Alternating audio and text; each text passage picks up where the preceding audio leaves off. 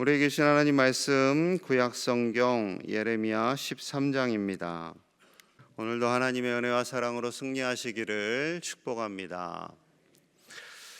하나님은 이스라엘을 향한 꿈이 있었어요. 아브라함을 통해서 부르시면서 꿈을 갖고 이스라엘을 세우시지요.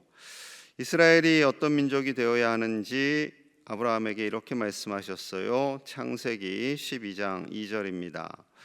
내가 너로 큰 민족을 이루고 내게 복을 주어 내 이름을 창대하게 하리니 너는 복이 될지라.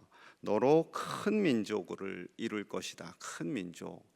그 큰 민족이 복이 되어서 온 인류를, 열방을 복되게 하는 사명을 가질 것이다 라고 말씀하십니다.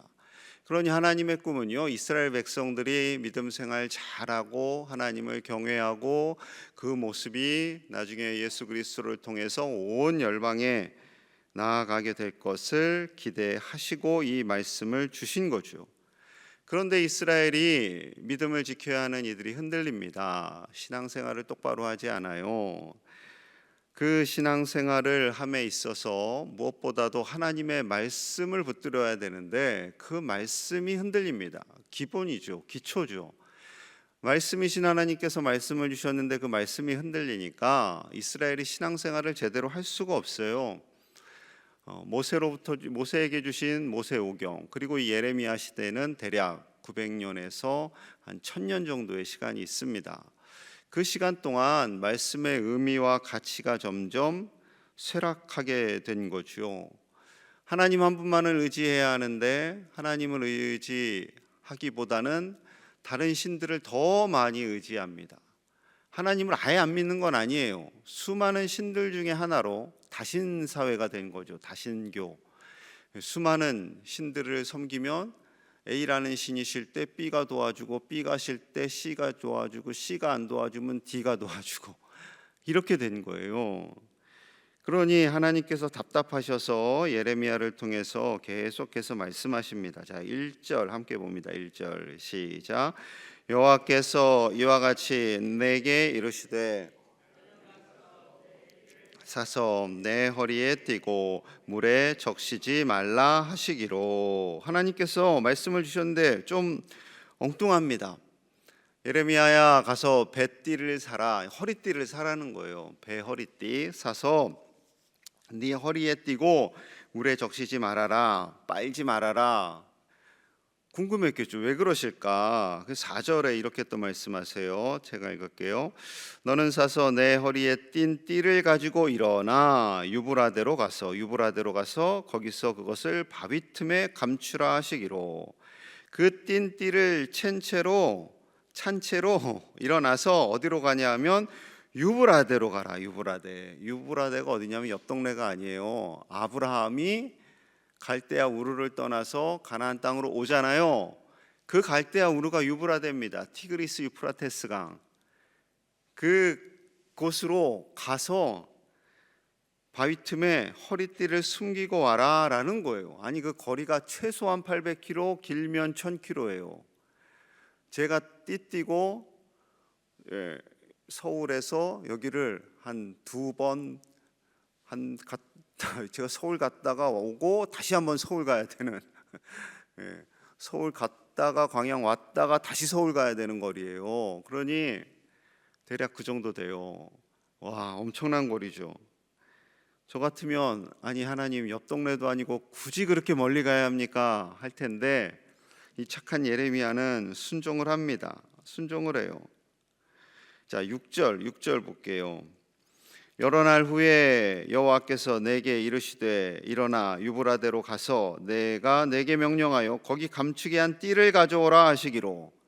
자, 가는 데만 서울 갔다 와서 다시 서울 갔어요. 근데 숨겨놓고 거기 살아요? 예레미야가 아니죠. 다시 와야 돼요. 그러면 광양 다시 왔다가 다시 서울 갔다가 광양 와야 돼요. 그리고 이렇게 도착해 있는데 갑자기 하나님이 다시 명령하세요. 너 거기 가서 유브라데 가서 그 감추어 놓던 거 그거 다시 갖고 와. 그럼 또 서울 갔다 광양 왔다가 또 서울 가는 거리만큼 또 걸어가서 이제 또 갖고 와야 되는 거예요. 와, 이 띠가 뭘까요? 띠가 뭔데 하나님께서 왜 거기 갔다가 다시 왔다가 왜 이렇게 명령하세요? 그 띠가 유다 백성들이에요. 유다 백성들. 유다 백성들이 이제 곧 멸망하게 되고 그 땅 유브라데 강 바벨론 땅에 가서 포로 생활을 할 것이다. 그 말씀을 하시는 거예요. 그 말씀을 하세요. 가서 이제 그 띠를 봤어요. 띠가 썩었죠. 왕창 썩어서 제대로 이렇게 할 수도 없고 검게 썩어버렸어요. 자, 9절 봅니다. 9절. 왜 그렇게 이스라엘 백성이 멸망하게 되었는가? 썩은 띠와 같이 되었는가? 9절. 여호와께서 이와 같이 말씀하시니라. 내가 유다의 교만과 예루살렘의 큰 교만을 이같이 썩게 하리라. 10절. 이 악한 백성이 내 말 듣기를 거절하고 그 마음에 완악한 대로 행하며 다른 신들을 따라 그를 섬기며 그에게 절하니 그들이 이 띠가 쓸 수 없음 같이 되리라. 하나님의 말씀을 듣지 않았어요. 완악하게 되었어요. 그 원인이 뭐냐면 예루살렘의 큰 교만, 유다의 교만, 큰 교만이라는 겁니다. 교만하니까 하나님의 말씀을 듣지 않게 되더라라는 거죠. 하나님의 말씀보다 자기 말이 더 옳다라고 하는 거예요. 하나님 그게 아니에요. 이제 시대가 바뀌었어요. 이제 그 말씀이 안 맞아요. 내 생각이 맞아요. 이렇게 됐다라는 거예요. 여러분, 하와가 선악을 알게 하는 나무의 열매를 먹게 되는 거죠. 그때 사단이 뭐라고 꼬셨냐면 그거 먹게 되면 하나님과 같이 능력이 생겨, 하나님과 같아져, 그거예요. 그러니 이 하와가 이제 유혹에 넘어간 거죠. 내가 하나님 같이 된다고 해서 먹게 되는 겁니다. 바벨탑 사건이 있죠. 그 바벨탑 사건을 통해서 하나님이 언어를 흩으신 것은 사람들이 점점 교만해지니까 하나님과 맞먹으려고 하니까 그 언어를 흩으신 겁니다. 하나님께서 교만한 자를 미워하신다라는 것은 하나님의 말씀을 듣지 않기 때문이에요. 그가 뭐 목에 힘을 너무 주고 다녀서 너무 잘난 체를 해서 그게 아니라 하나님의 말씀을 듣지 않기 때문에 교만한 사람들을 싫어하신다라는 거죠. 자, 11절에서 또 이렇게 말씀합니다. 11절 우리 함께 봅니다. 시작. 여호와의 말씀이니라. 띠가 유다 온 집으로 내게 속하게 하여 그들로 내 백성이 되게 하며 내 이름과 명예와 영광이 되게 하려 하였으나 듣지 아니하였느니라. 아멘. 자, 띠가 어디에 속함과 같다고요? 사람의 허리에 속함 같이. 띠는, 허리띠는 당연히 허리에 붙어 있어야 되잖아요. 그래야 의미가 있죠. 띠를, 허리띠 혹시 들고 다니세요? 우아하게 명품이야 허리띠, 좀 봐라 이러세요? 아니잖아요. 허리띠를 메고 다니세요? 아니죠. 허리에 늘 차고 다닙니다. 허리띠 혹시 한 두세 개 차고 다니는 분 계세요? 물론 장식용으로 그럴 수도 있겠지만 보통은 하나 딱 차죠. 허리에 있어야 의미가 있는 거예요. 그 허리띠가 누구냐면 이스라엘 백성이에요. 허리띠를 차신 분은 하나님이시죠. 그러니 하나님의 몸에 착 붙어 있어야 되는 거예요. 착 붙어 있어야 되는 거예요. 그런데 이 허리띠가 나 그 허리에 붙어 있기 싫다, 나는 좀 사람들 앞에 우아하게 드러나야겠다 하고 그 허리에서 벗어난 거죠. 허리에서 벗어나다 보니 교만해진 거예요. 교만해진 거. 여러분, 하나님은 꿈을 꾸셨다고 했잖아요. 그 꿈에 합당한 삶을 사는 것, 허리띠는 허리띠의 삶을 사는 것, 그것이 하나님의 소원을 이루어 가는 거예요. 그런데 그것이 싫다고 벗어나게 되면, 교만해지게 되면 하나님의 말씀이 들어오지 않게 되는 거죠. 자, 그들의 교만한 모습을요 이렇게 표현하세요. 12절 봅니다. 12절.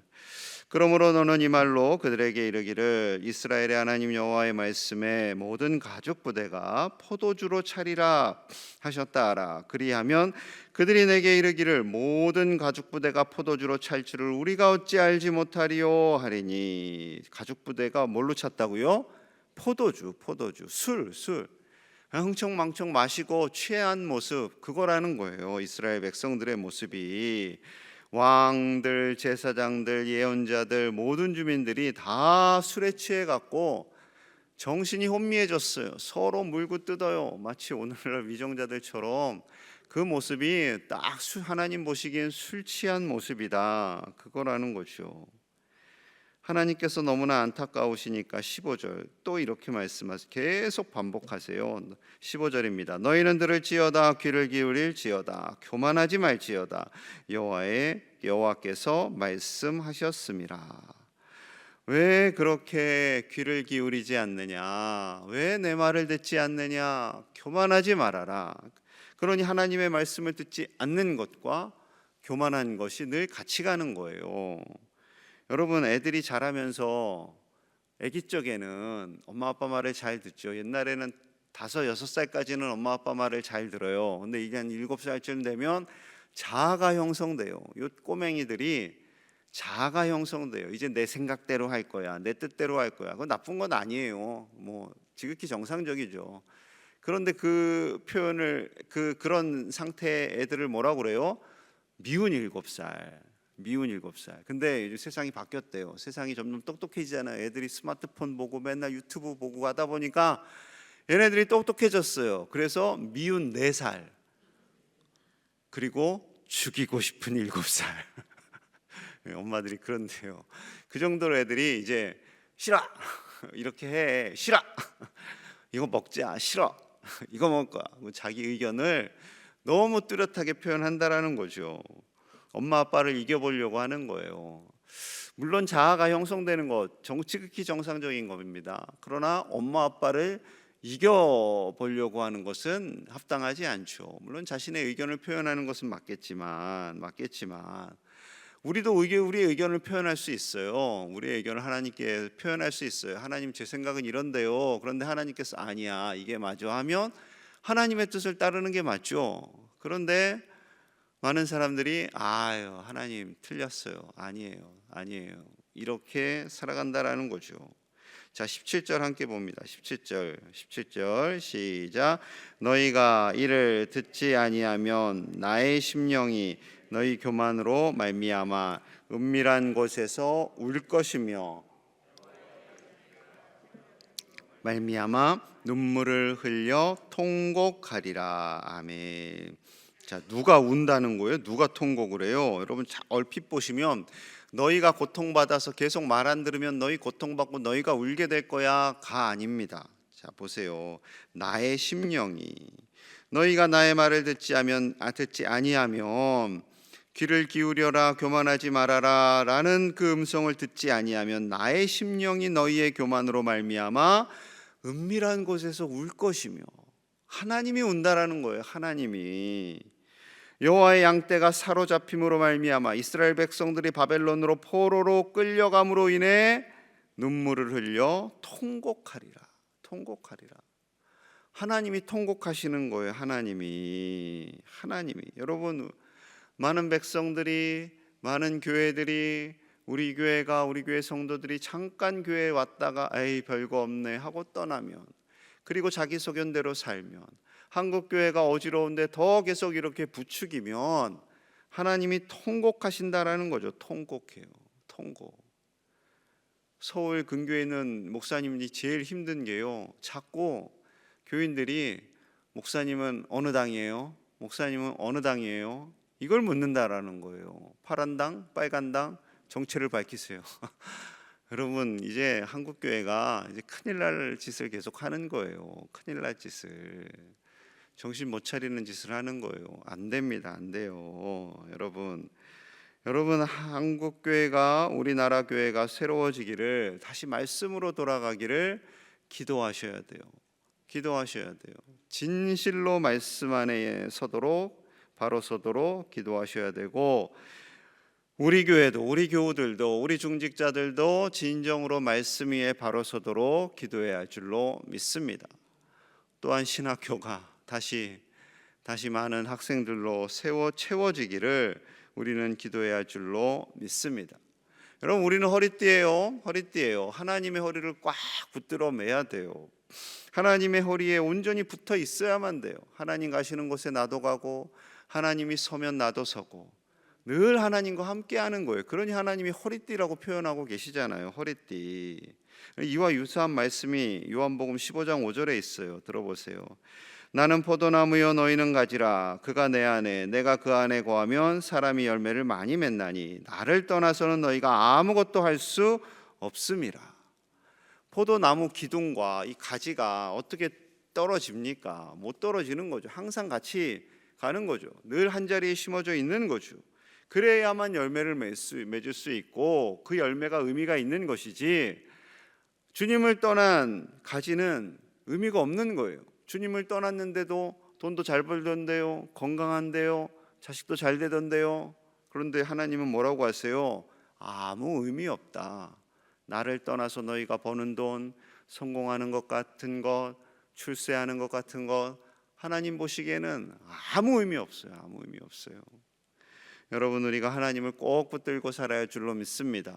우리 자녀손들이, 우리 앞에 기록한 태신자들이, 이런 양들이 다시 하나님께 돌아와 하나님 꼭 붙들고 살기를 기도하시는 저와 여러분들 되시기를 축복합니다. 우리 함께 마음을 모아서 기도하겠습니다. 한국교회가, 우리 교회가 겸손하게 하나님의 허리띠가 되게 하여 주시기를, 하나님께서 우리를 붙들어 주시기를, 하나님을 등지고 교만하여 하나님의 말씀을 듣지 않고 그 허리에서 벗어나 교만하여지지 않기를 우리 함께 간절히 기도하고요. 산불과 지진으로 고통받는 백성들이 있습니다. 하나님 위로하여 주시고 그 눈물을 닦아주시기를 우리 기도합니다. 또한 이런 양들, 태신자들, 그들도 하나님의 허리띠가 되어서 겸손하게 하나님을 경외하며 하나님의 복을 받는 자들이 되기를 우리 같이 간절히 기도합니다. 하나님 감사합니다. 하나님 감사합니다. 오늘도 말씀 주시니 감사합니다. 하나님만이 우리의 허리띠가 허리가 되시고 우리가 허리띠가 되기를 원합니다. 아버지, 하나님께 꼭 붙어 있기를 원합니다. 하나님께 붙어 있기를 원합니다. 세상에 나아가 성공했다고 돈 벌었다고 자랑하는 자들 되지 않게 하시고, 겸손하게 하나님의 말씀을 듣고 겸손하게 하나님과 동행하며 하나님의 말씀 안에서 복을 받는 우리 모든 죄인의 가족들과 한국교회 되게 하여 주시옵소서. 우리가 기록한 태신자들, 이런 양들, 저들도 돌아와 하나님의 자녀들이 되기 원합니다. 하나님의 복 받기를 원합니다. 주여 불쌍히 여겨주시옵소서. 아버지 불쌍히 여겨주시옵소서. 김관수, 유디영, 최남, 이영일, 박재우, 서정삼, 양선재, 구철우, 박광수, 에도 많은 이들이 있습니다. 아버지들이 돌아오기를 원합니다. 돌아오기를 원합니다.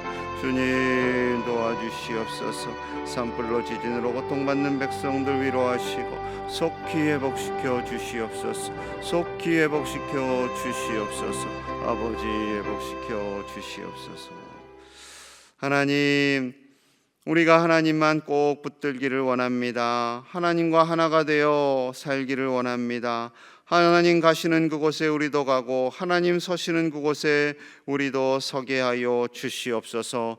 우리 교회 모든 교우들과 한국교회 모든 교우들이 하나님의 말씀을 온전히 듣고 바로 경외하며 진실되이 겸손히 하나님 앞에서 살아갈 수 있도록 아버지여 우리를 붙들어 주시옵소서. 그리하여 하나님의 복을 받기를 원합니다. 하나님을 떠나서 많은 돈을 벌고 하나님을 떠나서 성공했다 할지라도 그것은 의미가 없는 것임을 깨닫게 하여 주시고 겸손히 아버지께 돌아오게 하여 주옵소서. 우리 모든 태신자들, 이런 양들도 돌아와 하나님을 예배하며 하나님의 복을 받게 하여 주시옵소서. 산불과 지진으로 고통받는 백성들의 눈물을 닦아주시고 하루속히 회복시켜 주시옵소서. 예수님의 이름 받들어 간절히 기도하옵나이다. 아멘.